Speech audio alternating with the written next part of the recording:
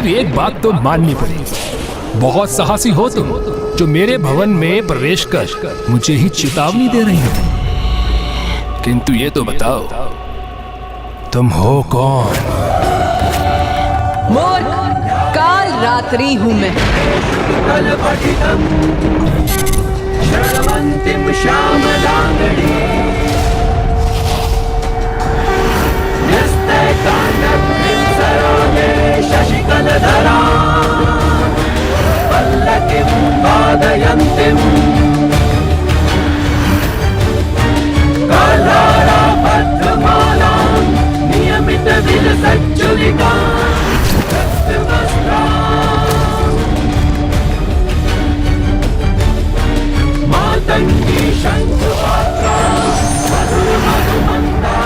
तुम्हें क्या प्रतीत हो रहा है देवी कि तुम अपनी ये तुच्छ सा शक्ति प्रदर्शन दिखाकर मुझे भयभीत कर दोगी?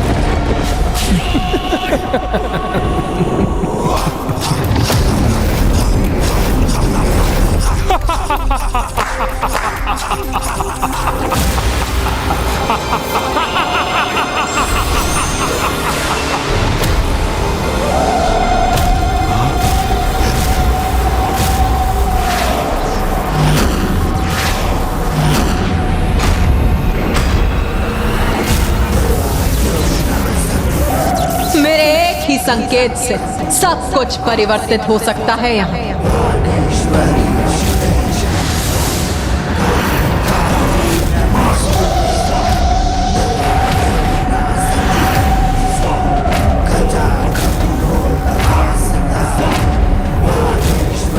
माता काल रात्रि काल चक्र को रोककर अपने उन्हीं शक्ति रूप के दर्शन दे रही हैं। अपनी शक्ति से सब कुछ स्तंभित कर दिया है माता ने।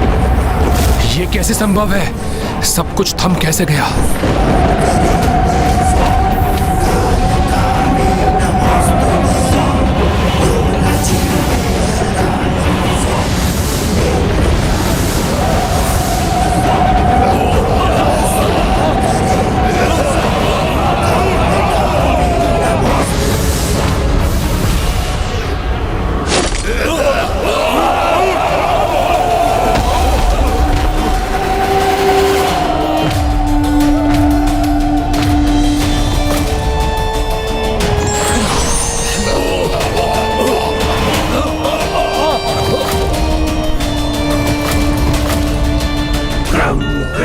समय चक्र विपरीत दिशा में गतिशील कर दिया इस देवी ने। सभी चराचर जीव काल के अधीन, तुम भी दुर्गमासुर, और सभी को समय की गति के अनुसार ही चलना होता है। किंतु काल मेरे वश में है, इसीलिए मैं नहीं, समय की गति मेरे अनुसार चलती है। समय अथवा काल की नियंत्रक काल रात्रि हूं मैं।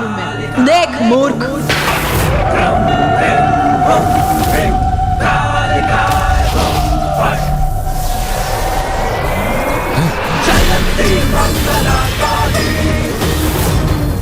ये मेरा अमूल्य कलश है।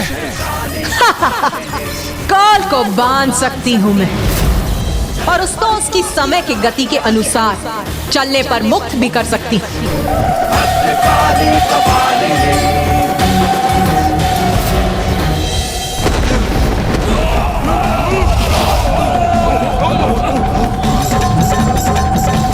और काल को समय की गति के अनुसार मुक्त भी कर सकती हूं।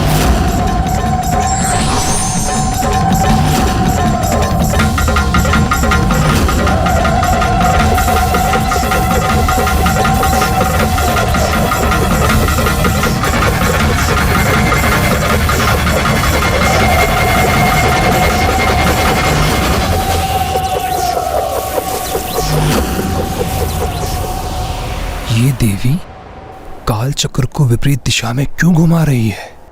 माता काल रात्रि ये क्या कर रही है? पुत्र गणेश, दुर्गमासुर को समझाने के लिए वो उन्हें उसके पूर्व की उस बिंदु पर ले जा रही है जिसका उसके जीवन में एक बहुत बड़ा महत्व है, जिस काल बिंदु ने उसके जीवन में एक अमिट छाप छोड़ी थी।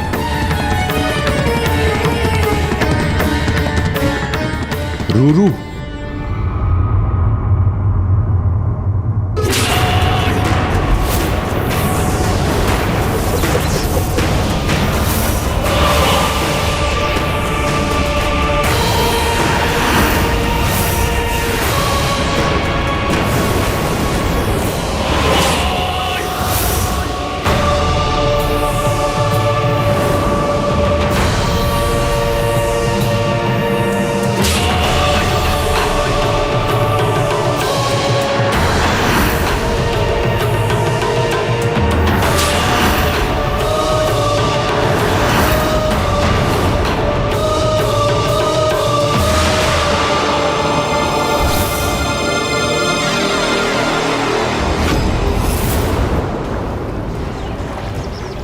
दुर्गमासुर पुनः अपनी बाल्यावस्था में पहुंच गया।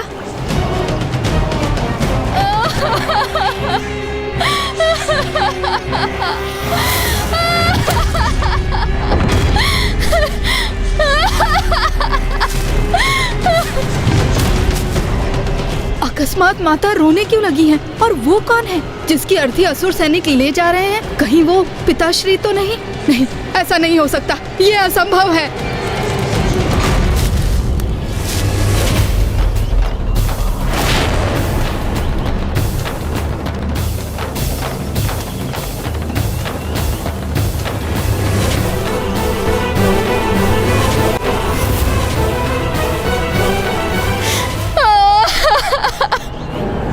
मेरे स्वामी, ये क्या हो गया?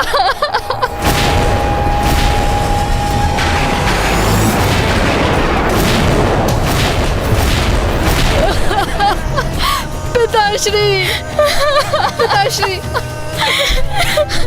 पिताश्री।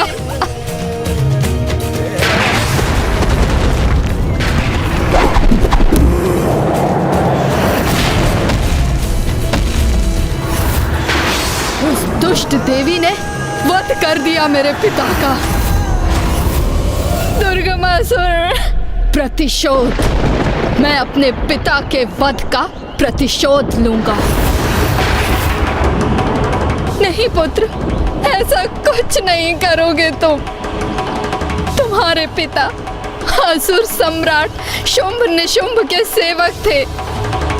उनका आदेश था, इसीलिए तुम्हारे पिता माता से युद्ध करने को विवश थे, जिसका इतना भीषण परिणाम हुआ। पुत्र, उस देवी माता रानी पर कोई विजय प्राप्त नहीं कर सकता। वो अनंत हैं, वो अनादि हैं पुत्र। उनसे युद्ध करने का विचार अपने स्वप्न में भी मत लाना पुत्र, अन्यथा तुम्हारा विनाश निश्चित है पुत्र।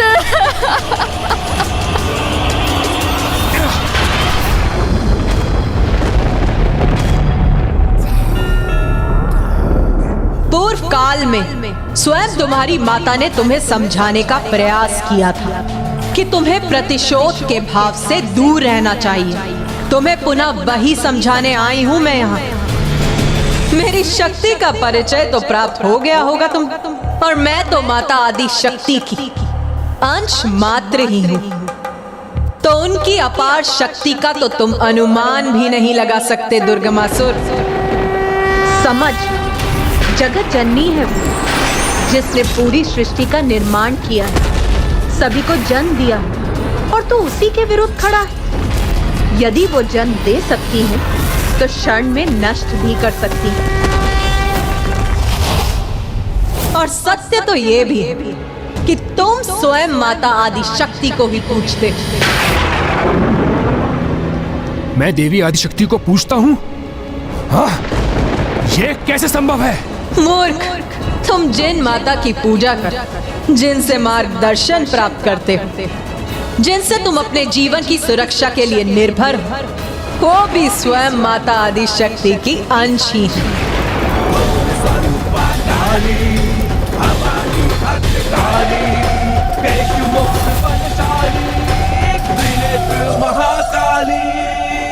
हाँ माता, आप सर्वथा उचित कह रही हैं माता। ये मैं क्या करने जा रहा था? मैं स्वयं माता आदि शक्ति से युद्ध करने जा रहा था। कितना बड़ा घोर पाप करने जा रहा था माता मैं।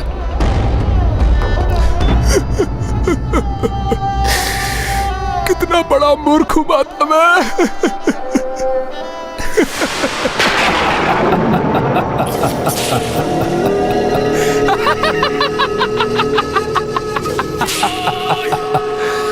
देवी, दुर्गमासुर हूं मैं, दुर्गमासुर हूं मैं, दुर्गमासुर आसुरी प्रवृत्ति का प्रतीक हूं मैं। क्षमा याचना मैं करूंगा, मैं कदापि नहीं। यहां से सुरक्षित नहीं जाने दूंगा तुम्हें मैं देवी। तुम्हें बंदी बनाऊंगा और फिर देखता हूँ क्या करती है तुम्हारी माता आदि शक्ति। उस मूर्ख दुर्गमासुर ने तो शांति वार्ता करने पहुंची माता की अवहेलना कर उनका अपमान करना आरंभ कर दिया है। कदाचित उसे ज्ञात है कि माता अपनी मर्यादा के कारण उसके प्राण नहीं ले सकती, किंतु अब माता कालरात्रि उस दुष्ट की धृष्टता का क्या प्रत्युत्तर देने वाली है।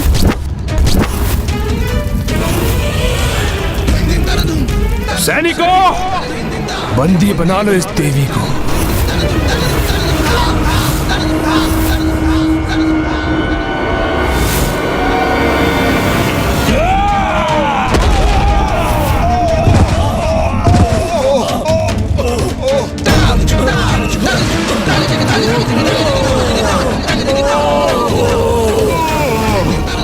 माता आप यहाँ? मूर्खों, भुगतो अपने दुस्साहस का दंड।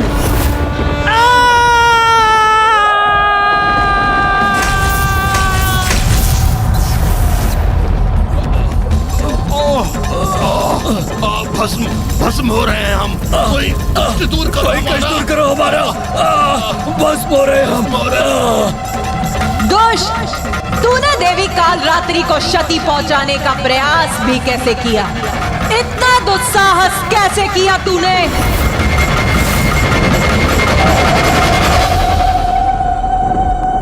मैं चाहती तो अभी तुम्हारा अंत कर सकती थी मूर्ख, किंतु माता ने मुझे तुम्हें चेतावनी देने भर की ही अनुमति दी थी।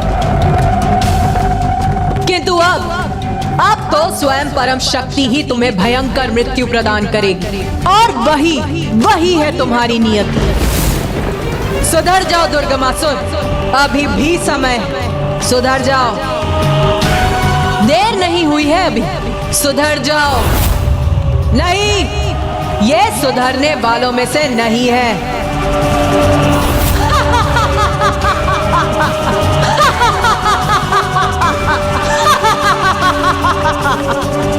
फिर तो इसका अंत होगा तुम्हारा दुर्गमासुर, बहुत भयंकर अंत होगा। क्योंकि जब माता के क्रोध का बाण टूटेगा तो वो तुम्हें, तुम्हारे साथ तुम्हारे नगर, तुम्हारे असुर, तुम्हारे सेवक सभी को बहाकर ले जाएगा। और ये निश्चित, ये होकर ही रहेगा। तुम प्रतीक्षा भर करो अपने विनाश की, अपने विनाश की।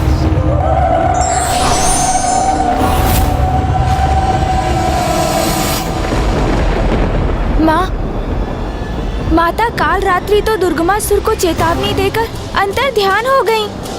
पूजा करता है वो उनकी, उसने अनुष्ठान कर उन्हें वहां रहने पर विवश किया है, और वो सदा उसे उसके बुरे कर्मों के भयंकर परिणाम के प्रति सचेत करती, किंतु वो उनकी आज्ञा का पालन नहीं करता। वो अपने समय के अनुरूप आचरण कर रहा है, और वहां उपस्थित देवी उचित समय और अवसर की प्रतीक्षा में है, क्योंकि उससे अत्यंत कुपित होने पर भी वो उसका, अपने भक्त का साथ नहीं छोड़ सकता। तब तक नहीं जब तक वो अपनी पूजा, अपने अनुष्ठान में कोई भूल नहीं करता। किंतु जिस दिवस ऐसा हुआ, वो उसे इतना भीषण दंड देंगी, इतना भयंकर दंड, जिसकी कल्पना भी आतंकित करने वाली होगी।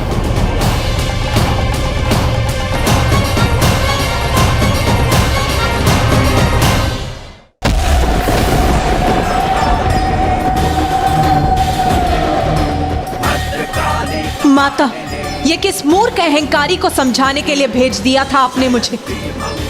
वो दुर्बुद्धि दुर्गमासुर, वो तो बांस के उस वृक्ष के समान है जो चंदन के वृक्ष के निकट होते हुए भी उसकी सुगंध को अपने भीतर सम्माहित नहीं करना चाहता। अहंकार के अंधकार को अपनी बुद्धि का आभूषण समझने वाले के भीतर सुदबुद्धि का प्रकाश जागृत करना असंभव है माता। उसको समझाने का प्रयास करना व्यर्थ है,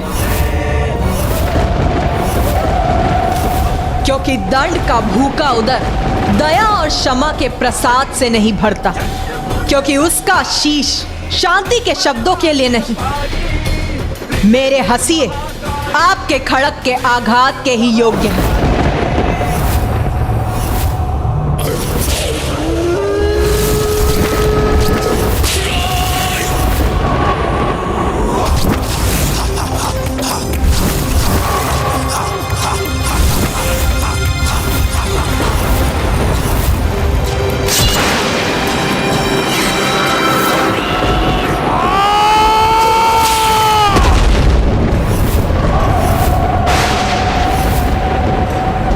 दर्शन देही, दर्शन देही माता। मैं दुर्गमासुर आपका आह्वान करता हूं माता, दर्शन देही, मां दर्शन देही। हटी, क्यों आवाहन करता है तू मेरा बारंबार, जब तुझे मेरा कुछ सुनना ही नहीं, मेरी चेतावनियों का कोई प्रभाव ही नहीं।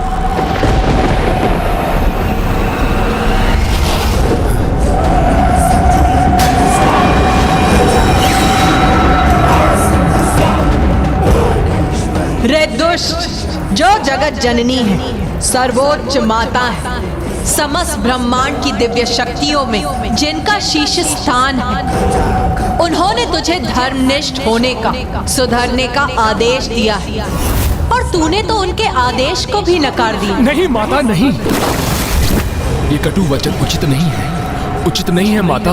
उचित तो वो नहीं है जो तू कर रहा है। अभी भी समय है दुष्ट, सुधर जा। मूर्खों के समान व्यवहार मत कर दुर्गमासुर। माता, मूर्ख तो बनाया आपने मुझे। जो वचन काल रात्रि ने मुझसे कहे थे, वही वचन आपके मुख से प्रस्फुटित हो रहे हैं। माता मेरी है आप मेरी, और साथ दे रही है मेरे शत्रुओं का। मैं आपकी भक्ति भाव से पूजा करता रहा, और आपने ऐसी छल युक्त क्रीड़ा की मेरे साथ। मूर्खता ही तो थी मेरी। जिनसे युद्ध करना है उन्हीं की सहयोगिनी की पूजा कर रहा हूँ। सहयोगिनी नहीं मूर्ख, माता की ही अंश हूँ मैं, माता की ही अंश हूँ मैं। और मैं तो क्या, ये समस्त संसार उन्हीं का अंश है।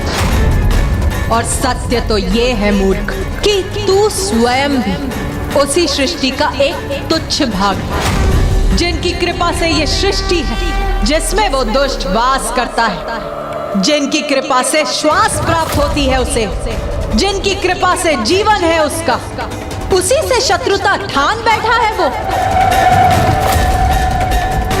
ऐसे मूर्खों के पास तो शांति संदेश के लिए देवर्षि नारद को ही भेजना चाहिए था आपको, क्योंकि अपने शब्दों में मिठास घोलकर दुष्टों को समझाना नहीं, उन्हें दंडित करने हेतु उनका संहार करना है मेरा स्वभाव।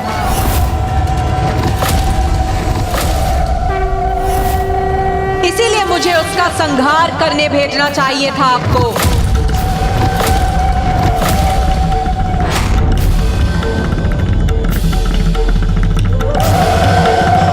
भैया, दुर्गमासुर ने तो माता कालरात्रि के भीतर भीषण क्रोध उत्पन्न कर दिया है।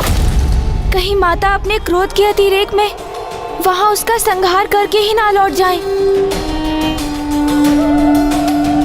हाँ गणेश, मुझे भी इसी बात का संशय है। मुझे अनुमति भर दे दीजिए माता कि मैं इसी क्षण वहां लौटकर उस दुष्ट का वध करूं। मैं वध करूंगी उस दुष्ट का।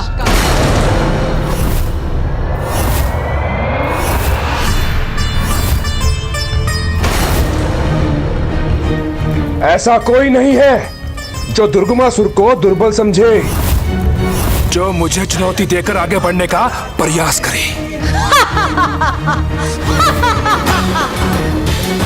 रस्सी जल गई किंतु बल नहीं गया। मूर्ख, तुझ में ना ही वो बल है और ना ही वो बुद्धि कि तू ये समझ सके कि तेरे हाथों में जो खड़क है उससे कहीं अधिक प्रचंड और कहीं अधिक धारदार खड़क तेरी ओर बढ़ रहा है, तेरा अंत करने के लिए। बहुत बड़ा भक्त बनता है ना तू मेरा, बहुत पूजा भी की है तूने मेरी, तो जा मैं तुझे आभास करने की शक्ति प्रदान करती,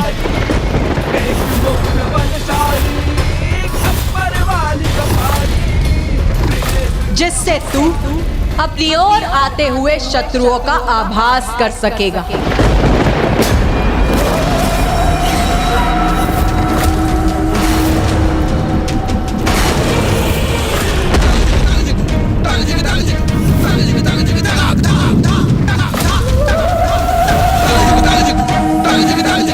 उस मूर्ख दुर्गमासुर ने तो शांति वार्ता करने पहुंची माता की अवहेलना कर उनका अपमान करना आरंभ कर दिया है। कदाचित उसे ज्ञात है कि माता अपनी मर्यादा के कारण उसके प्राण नहीं ले सकती, किंतु अब माता कालरात्रि उस दुष्ट की धृष्टता का क्या प्रत्युत्तर देने वाली है।